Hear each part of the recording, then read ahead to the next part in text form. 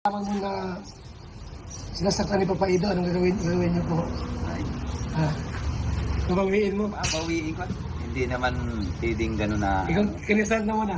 ay kahit na po kinasal. Babawiin mo pa Kahit rin? pa sino pong lalaking, Babawiin mo. babawiin ko. Siyempre, hindi ko Pagka- naman yung pinalaki para, Saktan. saktan lang ng isang lalaki.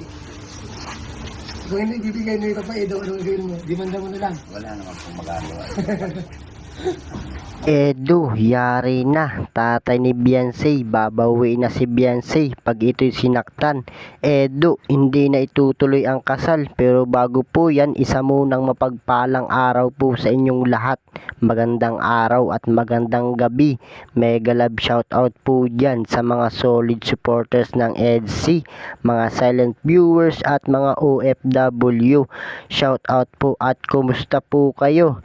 So ngayon nga po ay may panibago po ulit tayong tatalakayin. Pero bago po yan, kung bago ka pa lang sa aking munting YouTube channel, palike, share and subscribe na rin po at pakipindot na rin po ng notification bell para lagi po kayong updated sa aking video.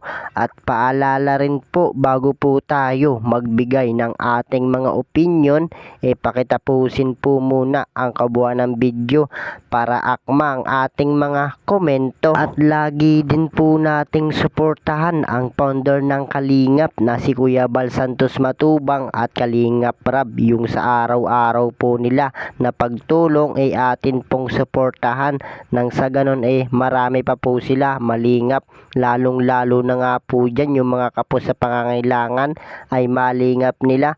At ganon din po ang kanilang may bahay na si Ate Edna Vlogs at Jackie Tapia.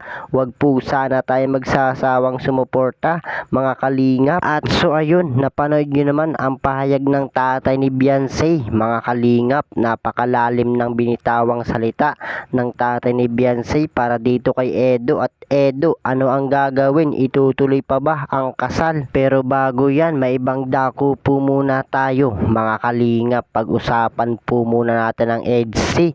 Grabe po talaga ang EDC ngayon, mga kalingap, lalo na itong si Beyonce. Talaga nakakamangha nga po. At sa pagla-live selling nga po nila, dagdag income na naman po ito sa kanila, lalo na kay Beyonce. At may magagamit na nga sa kanyang pag-aaral.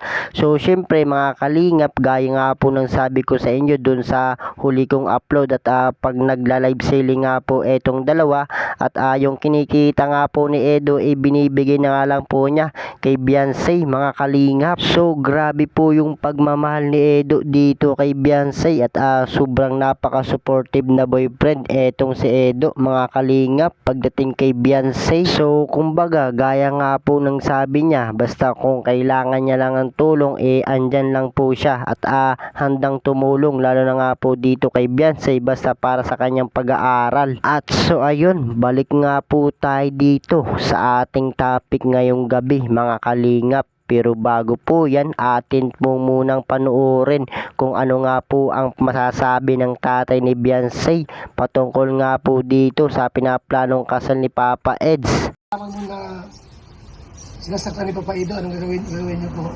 Ay, Babawiin mo. babawiin ko. Hindi naman pwedeng gano'n na, Ikaw, kinisan na muna. ay kahit na po kinasal. Babawiin mo pa Kahit rin? pa sino pong lalaking, Babawiin mo. babawiin ko. Siyempre, hindi ko Pagka- naman yung pinalaki para, Saktan. saktan lang ng isang lalaki. Kung hindi bibigay ni Papa Ido, anong gagawin mo? Dimanda mo na lang. Wala naman pong magagawa. Edu, yari na. Tatay ni Beyonce nagsalita na. At Beyonce, babawi na kay Edu pag ito'y sinaktan. At Edu, hindi na itutuloy ang kasal. So mga kalingap, narinig nyo naman kung ano nga po ang pagkakasabi. At pag sinaktan nga po ni Papa Eds etong si Beyonce, at kahit daw po sila kasal, ay babawi ng tatay ni Beyonce. So syempre mga kalingap, bilang isang magulang nga po natural lang naman po yun at unang-una po dyan pinagkatiwala nga po ng magulang ni Beyonce itong kanilang anak dito nga po kay Edo. Pero dapat wag po mawala yung tiwala ng magulang ni Beyonce dito nga po kay Papa Eds. So kayo po mga kalingap, yung mga solid supporters ng EDSA dyan, mga silent viewers, ano po yung masasabi nyo patungkol nga po dito sa usap-usapan ngayon? So para sa akin mga kalingap, natural lang naman po yun. At syempre, magulang nga po yun ni Beyonce at gusto nga po nila na pag nag-asawa nga po yung kanilang anak, mapunta po sa tamang tao. At ayaw din po nila na mapagaya ang kanilang anak sa iba. At sinusuportahan lang naman po nila etong si Beyonce mga kalingap.